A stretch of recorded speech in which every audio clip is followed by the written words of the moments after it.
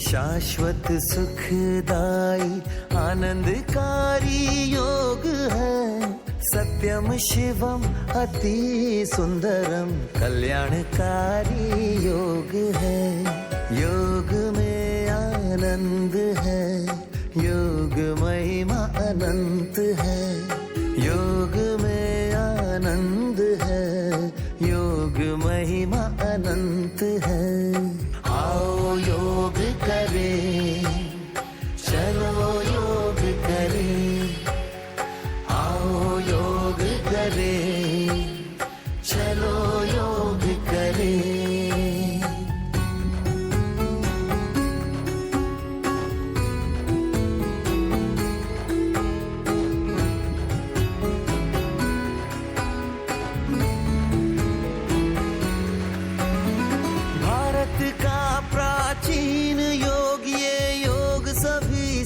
प्यारा है भूमंडल पर सतत बह रही योग की निर्मल धारा है। स्वयं योगेश्वर ने ही आकाश से उतारा है।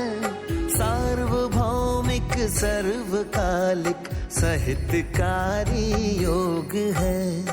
आओ योग करें, चलो योग करें।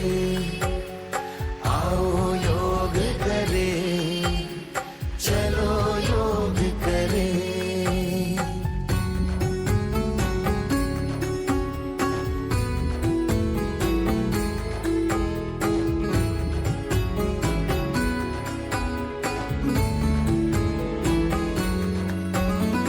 ईश्वर से सब संबंधों का जोड़ ही तो योग है।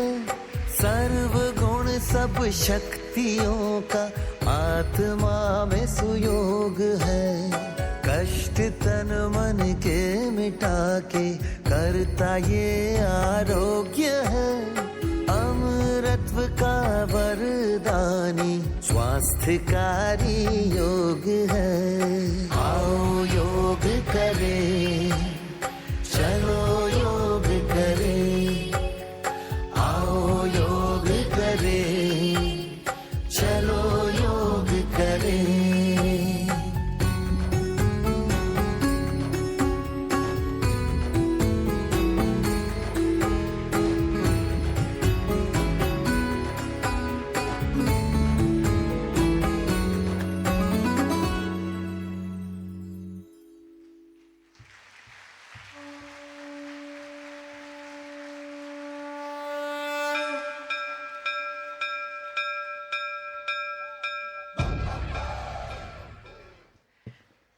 छोटे छोटे नन्हे फरिश्तों ने बहुत ही सुंदर अपनी प्रस्तुति दी और हम सब की बहुत सारी दुआएं हैं, शुभकामनाएं हैं इनके भविष्य के लिए। सदा इनका भविष्य उज्जवल रहे।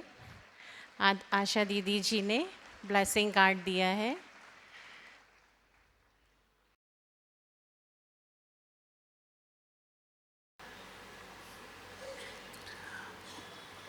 ओम शांति।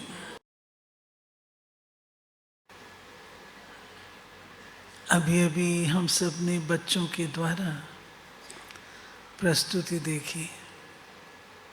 कितनों को ख्याल आया अपना बचपन बड़ा अच्छा था। कितनों को ख्याल आया बचपन कितना अच्छा है। सब कुछ फ्लेक्सिबल होता है, बॉडी भी फ्लेक्सिबल होती है और मन भी फ्लेक्सिबल होता है। मन की फ्लेक्सिबिलिटी भोलेपन में नज़र आती है। बच्चा कितना भोला होता है। तो बाबा ने हम बच्चों को इसीलिए बच्चेपन का ही स्वरूप दिया है। मैं तुम्हारा पिता हूँ और तुम मेरे बच्चे हो। जितना स्वयं को बच्चा समझते हैं उतने सुखी रहते हैं। क्या ठीक कह रहे हो? जितना अपन को बच्चा समझते हैं उतने सुखी रहते हैं। तो आज का विषय सर्व खजाने जमा करने की विधि। कितनों को पिछले सप्ताह की मुरली याद है? 28 तारीख की। 28 तारीख की मुरली किस किस को याद है? बहुत थोड़े, देखो। नहीं, मुरली याद रहनी चाहिए। इम्पोर्टेंट मुरली है जिसमें बाबा ने खजाने जमा करने की विधि ही बताई है। खजाने भी बताए और विधि भी बताई है। एक होता है खजाना मिलना और दूसरा होता है खजाने को बढ़ाना। मिलना बड़ी बात नहीं है,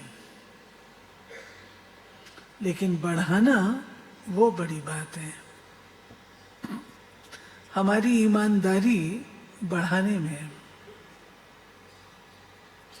आपको कोई 5,000 दे दे और कहे कि मैं 1 महीने बाद वापस ले लूँगा, आप उसको 5,000 वापस कर देते हैं। हम ऑनेस्ट है, दूसरे का पैसा नहीं रखना है तो वापस। लेकिन बाबा क्या इसको ऑनेस्टी कहता है?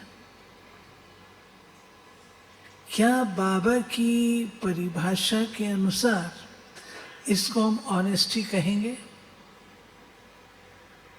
5,000 लिया, 5,000 वापस कर दिया। कितने समझते हैं ये ऑनेस्टी है, ईमानदारी है? वो हाथ खड़े करो। बाकी सब क्या समझते? बेईमानी है। हाँ, किस बात की बेईमानी भाई? 5,000 मिला था, 5,000 दे दिया, बेईमानी कहाँ हुई? जवाब दो। जवाब दो। 5,000 दिया आपने, मैंने उसमें से 1 पैसा भी खर्च नहीं किया, आपको 5,000 मैंने वापस कर दिया, तो बेईमानी कहाँ हुई? ईमानदारी नहीं हुई। अभी पांडव दुविधा में है, हाँ, द्वंद्व में है। सच्चाई की बात जो बाबा की नजरों में होती है वो ये होती है कि बच्चे, मैंने आपको खजाने दिए और सब बच्चों को समान दिए। कोई को ज्यादा, कोई को कम नहीं दिया, परंतु कोई तो उसको बहुत बढ़ा लेते हैं और कोई जो है वो उतने का उतना ही रखते हैं। जो बढ़ाने वाला है उसको बाबा कहता है ईमानदार, और जो वैसे का वैसा ही रखता है उसको कहेगा ट्रस्टी। बढ़ाया नहीं, केवल संभालने वाला बना। हम बच्चों को बाबा कहता है कि बच्चे, आप व्यापारी हो। और व्यापारी क्या करता है? जो चीज उसको मिलती है, 2 रुपया मिला तो उसको 4 करेगा, 4 मिला उसको 8 करेगा। ये व्यापारी का गुण है। बाबा ने हम बच्चों को ऑफिसर्स नहीं बनाया, नौकरी वाला नहीं बनाया, बाबा ने हमें व्यापारी बनाया। तो व्यापार में मनुष्य अपनी कला से, अपनी योग्यता से उस खजाने को बढ़ाता है। इसी रीति से बाबा के दिए हुए खजाने, कितने खजाने? ज्ञान का खजाना, गुणों का खजाना, शक्तियों का खजाना, समय का खजाना, खुशी का खजाना और समय का खजाना, कितने खजाने हैं? खजानों की लिस्ट निकाले तो कितने हैं हमारे खजाने? इनको हमने बढ़ाना है। अब मानो ज्ञान का खजाना है, तो ज्ञान के खजाने को जमा करना बाबा कहता है। बढ़ाने की बात नहीं है आज है जमा करना। तो ज्ञान के खजाने को हम कैसे जमा करते हैं? एक एक ज्ञान सुना और वर्णन कर लिया, लेकिन ज्ञान के खजाने को जमा करना, जमा कैसे करते हैं? कैसे करते हैं? एक कहावत बनी हुई है डॉक्टर श्रुति, एक कहावत बनी हुई है दुनिया में, उससे आप झट से आंसर निकालेंगे। धन दिए धन ना खुटे। जितना ज्ञान धन हम बांटते हैं, उतना मेरे पास वो जमा होता है। कैसे? बांटने के लिए मैं क्या करूंगी? अध्ययन करूंगी, मनन करूंगी, चिंतन करूंगी। जब ये सब काम मैं ज्ञान के लिए करूंगी तो मेरे पास ज्ञान आएगा ना, एक्स्ट्रा जमा होगा ना। मंथन करने से, मनन करने से ज्ञान के खजाने में वृद्धि होती है और वो जमा हो जाता है। वो खजाना मेरे पास जमा होता है जो मैं वक्त पर उसका उपयोग कर सकती हूं। सच्चाई की बात यह है, हमारी सारी लाइफ संगम युग के पुरुषार्थ की सारी लाइफ अगर चल रही है तो इन पट्टों पे चल रही है, ज्ञान और योग के पट्टों पर चल रही है। जैसे हम गाड़ी चलाते हैं तो टायर का भी ध्यान रखते हैं, पेट्रोल का भी ध्यान रखते हैं, पानी का भी ध्यान रखते हैं। इसी रीति से हमें ज्ञान के खजाने का ध्यान रखना है कि उसमें अभिवृद्धि है, मेरे पास जमा है।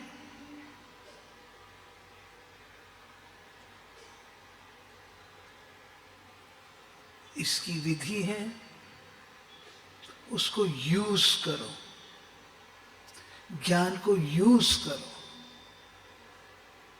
मैं दादी जानकी का मिसाल सुनाऊंगी। दादी जानकी लंदन में जब गए तो लंदन के भाई बहने भारत जैसे नहीं थे। भारत में अगर आप कुछ रिपीट भी करते हैं तो सब स्वीकार करते हैं प्रेम से। तो दादी जानकी क्लास में जब जाती थी तो पहले कुछ न कुछ अपना मनन चिंतन सुनाती थी, उसमें नवीनता होती थी, भाई बहनों को बहुत प्रिय लगता था। दादी जानकी एक दिन कहती है कि मैं क्लास करा के आई तो मेरे पास जो क्लास की गोपिकाएं थी वो आई। कहते आज क्या नया सुनाया? कुछ नया नहीं सुनाया। तो दादी जानकी को तीर लगा कि मेरी क्लास मुझसे कुछ नवीनता की आशा हर वक्त रखती है। कुछ नया। तब दादी जानकी ने एक नियम बना लिया, मंथन मनन चिंतन दादी ने जीवन का हिस्सा बना लिया। और आप जानते हैं दादी जानकी की एक क्लास दूसरे से नहीं मिलती है, हर क्लास नई होती है। यह है ज्ञान का जमा का खाता। जो बाबा ने दिया उसको यूज करें। यूज करने से मनन और चिंतन बढ़ता है। एक है आप म्यूजियम समझा रहे हैं, जो है जैसा आप उसको बता रहे हैं। एक है आप बीच बीच में प्रश्न पूछ रहे हैं, जिसमें आपकी बुद्धि भी चलती है तो उनकी बुद्धि भी चलती है, कोई नवीन चीज उभर के आती है। वो है हमारा जमा का खाता। और जमा का खाता ये हमें भरपूरता का अनुभव कराता है। तो जमा करना, ज्ञान के खाते को जमा करना, अर्थात एक बात, कभी कभी बाबा हम बच्चों को कहता है, अभी थोड़े दिन पहले की मुरली में था, 2-4 दिन पहले की, कि तुम्हें सिर्फ मेरे से ही सुनना है और किसी से नहीं सुनना। इसका भावार्थ क्या है? कभी कभी हम ब्राह्मण भी दुनिया की किताबें, रविशंकर की, फलाने की, फलाने की, फलाने की पढ़ते हैं, सुनते हैं, सोचते हैं इससे ज्ञान बढ़ता है। नहीं, ज्ञान जो खालिस ज्ञान है, जो सॉलिड है, जो ज्ञान सागर ने दिया है, वह ज्ञान हम आत्माओं के लिए वृद्धि का साधन है। एक बार एक बड़े भाई ने एक छोटे भाई को 500 रुपए दिए कि तुम अपनी ठीक करके आओ, बाल वाल कटा के आओ, ठीक करा के आओ। वो भाई खुशी खुशी गया साहित्य विभाग में और वहाँ से एक किताब खरीद के ले आया 500 रुपए की। बड़ा खुश आकर के उस बड़े भाई को कहा, देखिए मैं ये किताब लेके आया हूँ। भाई उन्होंने कहा तुमने मेरा पैसा बर्बाद कर दिया। बोला भाई साहब बर्बाद नहीं, मैं किताब लेके आया हूँ। हाँ मैं कहता हूँ ना तुमने बर्बाद कर दिया। कि अब जाओ इसको लाइब्रेरी में रख के आओ। बड़े भाई ने बोला जाओ इसको लाइब्रेरी में रख के आओ। ब्राह्मणों के लिए ज्ञान मुरली है, इधर उधर की किताबें वो मनुष्य की अपनी थिंकिंग है। परंतु जो सॉलिड ज्ञान है वो आपको कहाँ से मिलेगा? बाबा की मुरली से। तब उन्होंने कहा ब्राह्मणों के लिए मुरली है, नॉन बीके के लिए लिटरेचर है। वो पढ़ें, ज्ञान को समझें। हमने तो समझ लिया है ना। तो ज्ञान की अभिवृद्धि के लिए इसको यूज करना। आप देखेंगे आपकी अवस्था ऊपर नीचे होती है, कुछ भी होता है, आपको क्या चीज काम में आती है? ज्ञान। जब कोई बात आपकी समझ में आती है, स्ट्राइक करती है, तो आप कहते हो नहीं बाबा ने ये बात कही है, मुझे अपने आप को ठीक रखना है। बाबा ने कहा तुम्हें निंदा स्तुति में समान रहना है, क्योंकि तुम निश्चय बुद्धि हो। आज की मुरली है ना, तो ज्ञान की सच्चाई की बात यह है, बुरा नहीं मानिएगा, हम लोग ज्ञान का मंथन करते नहीं हैं। 5 शब्द गुलजार दादी हमको सिखाते थे। दादी कहते थे ये 5 शब्द यूज करो तो आपका सारा टॉपिक तैयार हो जाएगा। क्या, क्यों, कब, कैसे, कहां। इन 5 शब्दों में सारा आ जाएगा। अतः ज्ञान के खजाने को जमा करने की विधि है मनन और चिंतन। दूसरी चीज पहले सुनाया बांटना, दूसरा सुनाया मनन और चिंतन। तीसरा जो बहुत इंपॉर्टेंट, आज से बाबा की 2 हफ्ते पहले की मुरली याद करो, बहुत स्पष्ट है उसमें। ज्ञान का खजाना जमा आपको कैसे अनुभव होगा? बाबा ने 3 स्टेप बताए थे, याद है? याद है 3 स्टेप?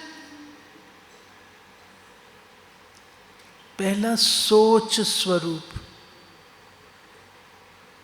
दूसरा अनुभवी, और तीसरा धारणा मूर्त। हम सोच तक रहते हैं,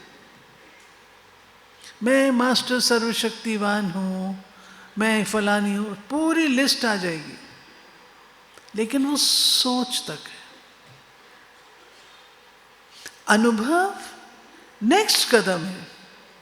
बाबा ने अनुभवी मूर्त कहा है, अनुभवी नहीं कहा।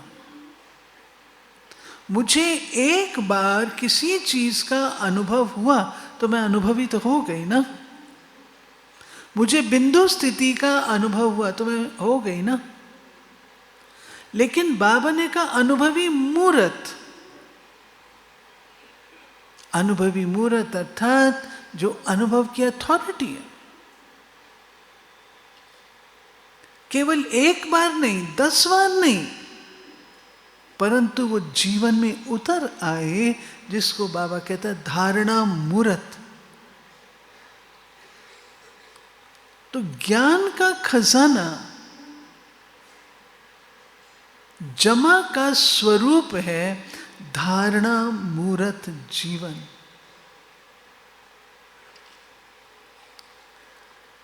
कभी कठिन परिस्थिति आती है,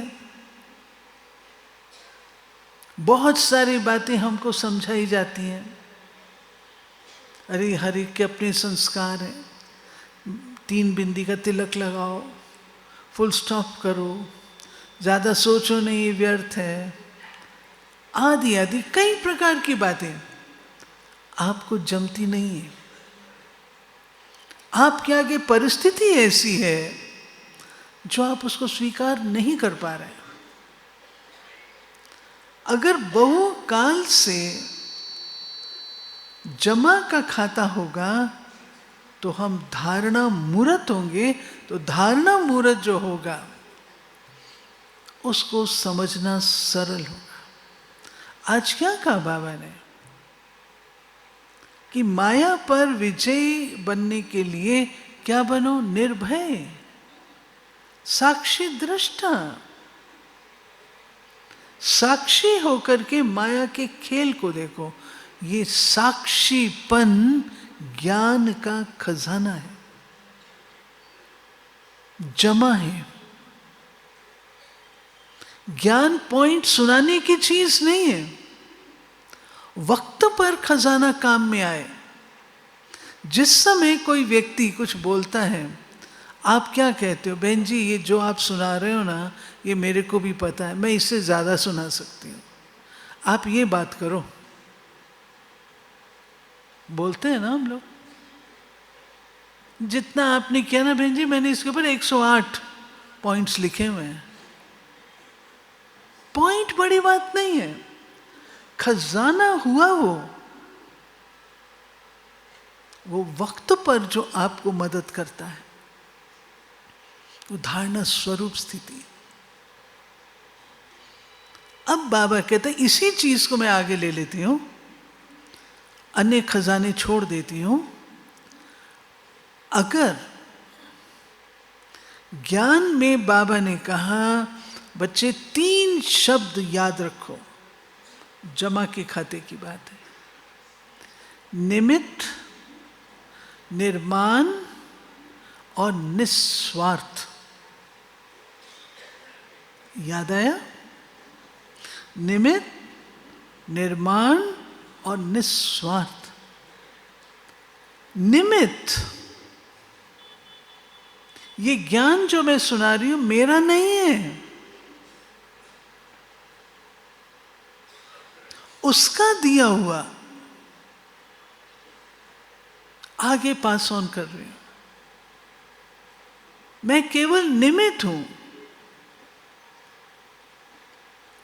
अगर मैं इस सीट को अपना समझ करके और फिर मैं अगर कुछ कहती हूं, तो याद रखिएगा, जमा के खाते के बजाय माइनस खाता हो जाता है। इसलिए जो गद्दी बाबा ने हम बच्चों को दी है, जो रोल दिया है, सबको गद्दी नहीं होती, लेकिन रोल तो होता है ना। अगर वो रोल को मैं निमित्त भाव से नहीं निभाती हूं, तो उसका माइनस का खाता चलेगा। कभी कभी ज्ञान सुनाने पर, क्लास कराने पर, बाहर कंपनीज में कराने पर हम कुछ एक्सेप्ट कर लेते हैं। क्या वो ज्ञान खजाना हुआ, जमा हुआ? जो जमा था वो भी कट गया, क्योंकि आपने क्या किया? उसको अपना समझकर कमाई का साधन बना लिया।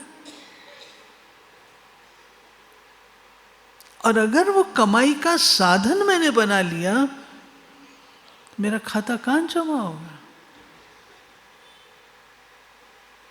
इसलिए बाबा कहते बच्चे, जो गद्दी तुमको मिलती है, रोल तुमको मिलता है, बहुत निमित्त भाव से निभाओ। तेरा तुझको अर्पण क्या लागे मेरा। हे प्रभु, धन्यवाद है आपका जो आप मुझे मौका दे रहे हो। इस कार्य को मैं निमित्त भाव से करूं, जिसमें मैंपन और मेरापन ना आए। जहां मैंपन और मेरापन आ जाता है, वहां आपका मीटर शुरू हो जाता है। आप उसको अपने प्रति यूज कर रहे हैं। खाता जमा तब होता है जब उसमें बाबा ने कहा निस्वार्थ के साथ बेहद की वृत्ति होती है। अगर बेहद की वृत्ति नहीं है, हद की तमन्नाएं हैं, तो खाता जमा नहीं होता। इसी रीति से बाबा हम बच्चों को कहते हैं निर्माण। निर्माण अर्थात कदापि अहम ना आए। Humility, humble, नम्रचित्त। ज्ञान तो मैंने बहुत बढ़िया सुनाया, लेकिन जमा तब होगा जब उसको निर्माणता से पास ऑन करूंगे। अगर उसमें अहम का अंश आता है, अपने ईगो को मैं बढ़ाती हूं, तो जमा का खाता नहीं बढ़ा रही, अपने ईगो का खाता बढ़ा रही हूं। हम लोग बच्चे थे, दादियां हमको पालती थी, मधुबन आते थे, हमको रुक्मणी दादी का भाषण सुनने के लिए भेजा जाता था। रुक्मणी दादी का भाषण म्यूजियम में हुआ था, एवरी संडे होता था। तो हम कन्याओं को दादियाँ कहती थी जाओ उसका भाषण सुनो, बहुत अच्छा भाषण होता था दादी का। रुक्मणी दादी नंबर 1 थी दिल्ली में एक समय पर। तो वहाँ पर हमने देखा दादी भाषण करती है, इतना बढ़िया भाषण, लेकिन इतनी नम्रचित्त। मेरा नहीं है, मम्मा दूर क्यों जाओ, मम्मा मम्मा ज्ञान ज्ञानेश्वरी। मम्मा जब मुरली चलाती थी, पिन ड्रॉप साइलेंस, सबको मम्मा ऐसे हाथ में पकड़ लेती थी। मम्मा को कहो मम्मा आपने बहुत अच्छा आज सुनाया। मम्मा का तुरंत उत्तर होता था, मैंने नहीं, मेरी चमकीली माँ ने सुनाया। चमकीली माँ कौन? माँ जगदम्बा सरस्वती है, ज्ञान वीणा बजाने वाली है। बाबा महिमा करता है मम्मा की, लेकिन मम्मा हमेशा शिव बाबा की ओर इशारा करती, मेरी चमकीली माँ। जितना निर्माणता होगी, ये गुण बाबा का है। और बाबा अपने आप को प्रत्यक्ष कहो या आप कहो एक्सप्रेस, किसके द्वारा करेगा? जिसके पास वो गुण दिखाई देगा, उसी के थ्रू तो पास ऑन कर सकेगा ना। अगर अहम होगा, वहां से आएगा, यहां अटक जाएगा, आगे पास ऑन नहीं होगा। इसलिए बाबा ने कहा, निमित्त भाव निर्माण भाव। मैं आपको एक घटना तो नहीं है, परंतु एक मैंने सुना, एक अतुल ग्रुप है अपना, सीबातुल होता था, आजकल अतुल बलसार में, वहाँ हम लोग सेवा के लिए जाते रहे हैं, गुजरात में है। तो जो वहाँ के डायरेक्टर थे, साइंटिस्ट बहुत सारे, केमिकल्स की है वो, साइंटिस्ट बहुत सारे थे। तो सब साइंटिस्ट उन्होंने अपने ऑफिस के आगे doctor so and so, doctor professor so and so, सब। लेकिन वो जो डायरेक्टर थे वो कभी गए होंगे, उतना डिटेल मुझे नहीं पता, तो कहीं गए होंगे तो वहाँ एल्बर्ट आइंस्टाइन थे। आइंस्टाइन आप जानते हैं, बहुत बड़े साइंटिस्ट हैं। तो घूम रहे थे, वॉकिंग कर रहे थे गार्डन में, तो मुलाकात हुई। तो मुलाकात दो की हुई, एक दूसरे को जानते नहीं थे, लेकिन वैसे ही मुलाकात कर रहे हैं, ओम शांति कर रहे हैं। तो इस डायरेक्टर ने अपना परिचय दिया, I am so and so, doctor so and so. तो उससे पूछा आप? अब उनका उत्तर सुनिए। एल्बर्ट आइंस्टाइन वो क्या कहते हैं? I am a student of physics.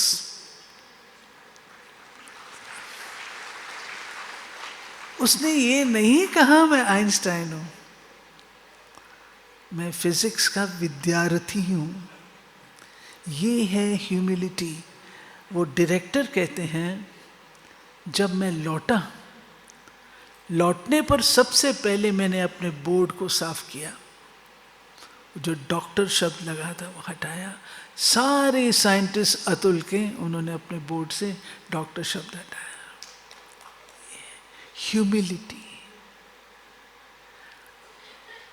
कभी कभी मैं सोचती हूँ कि जब परिचय दिया जाता है तो उसमें अगर एक बात रह जाती तो हम क्या, इसने ये तो सुना ही नहीं। क्या है, क्या रखा है? आप जितने निर्माण होंगे। और एक बात और कहूंगी, प्यारे भाई और बहनों,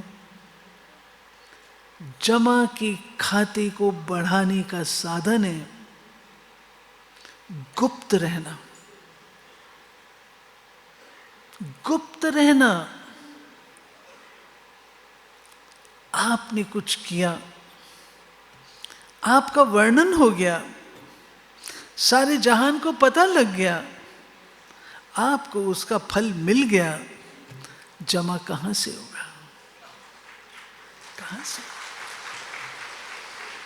जमा के लिए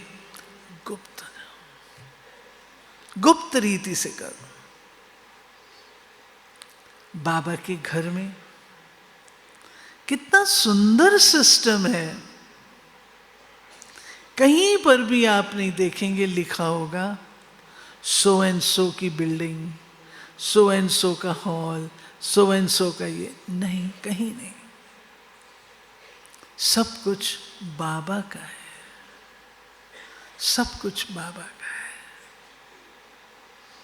इसी रीति से जो चौथी चीज है जिसके द्वारा हम जमा कर सकते हैं, खाते को बढ़ा सकते हैं, वो है निस्वार्थ भाव से सेवा करना। निस्वार्थ भाव से। मैं मुरली सुना रही हूं, एग्जाम्पल दे रही हूं, हमें मुरली सुनाने को मिलता है तो मैं वही एग्जाम्पल दे रही हूं। और मैं देख रही हूं कि सामने वाला जो है वो ऐसे कर रहा है, और मैं हिंट यहां से थ्रो करूं, उसको क्या कहेंगे? राइट?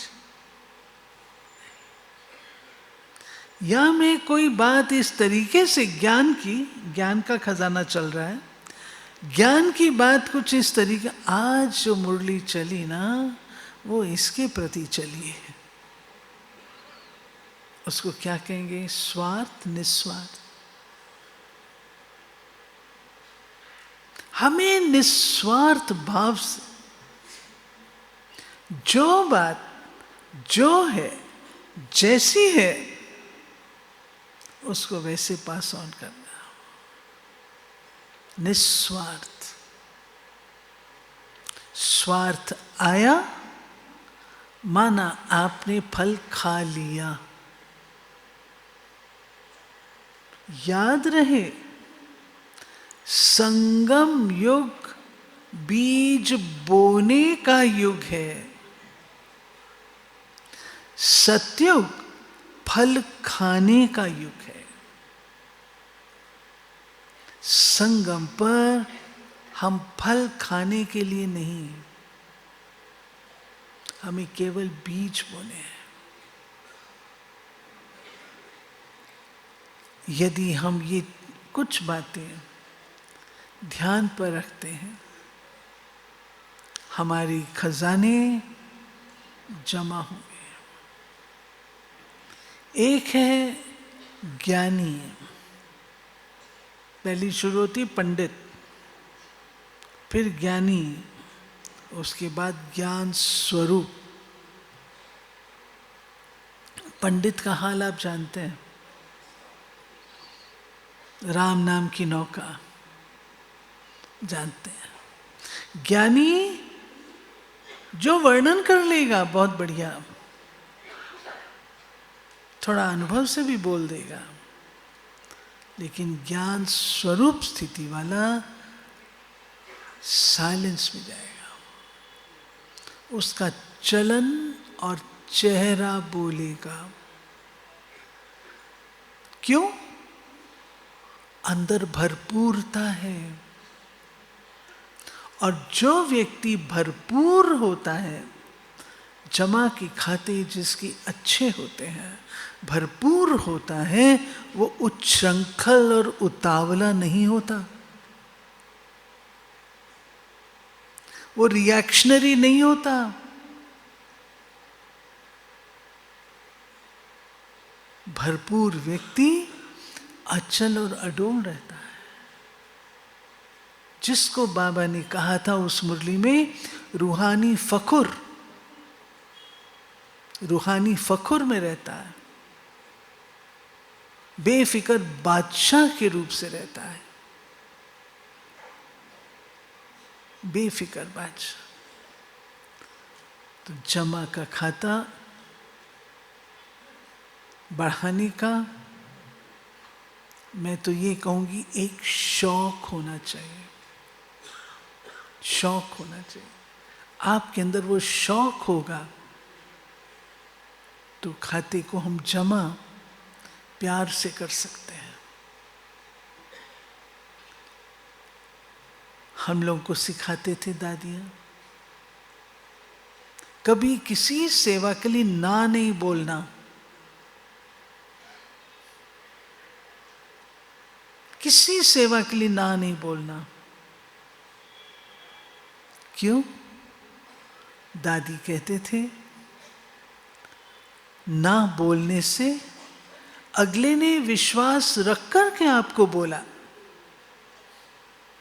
और आप ना बोल रहे हो, उसका विश्वास टूट जाएगा।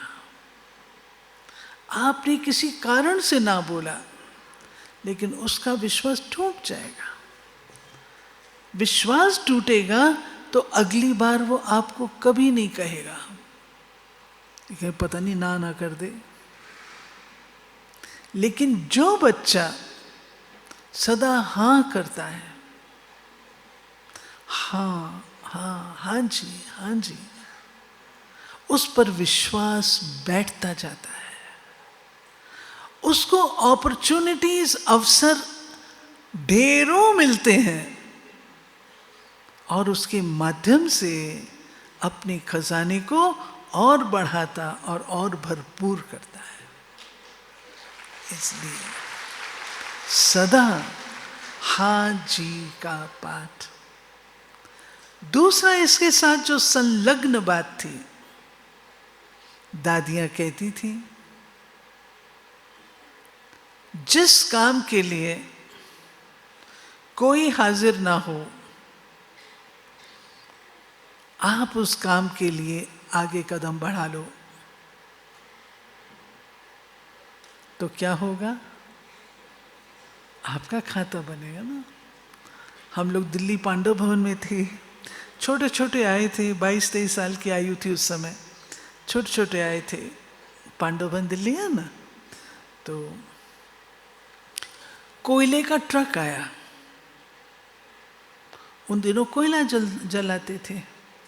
कोयले का ट्रक आया। अब सवाल उठा, ये ट्रक को खाली कौन करे? भाई तो थे नहीं, 2-3 थे भाई। वो तो बड़े बड़े भाई थे, ब्रिजोन भाई थे, गोपाल भाई थे, हमारे जयप्रकाश भाई थे, सारे बड़े बड़े भाई।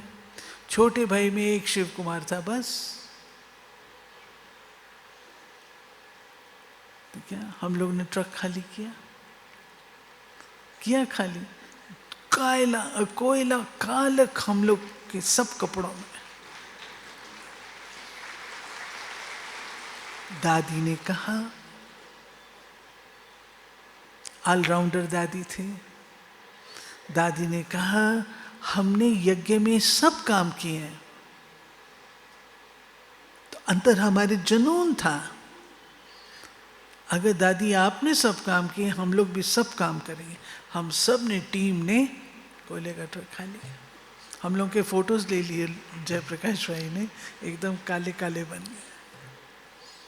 जो काम मैं बता रही थी, जो काम करने के लिए कोई आगे कदम ना बढ़ाए, आपको अगर अपना खाता बढ़ाना है, आप चुपचाप ऑफर कर दो, मैं करूँगी काम।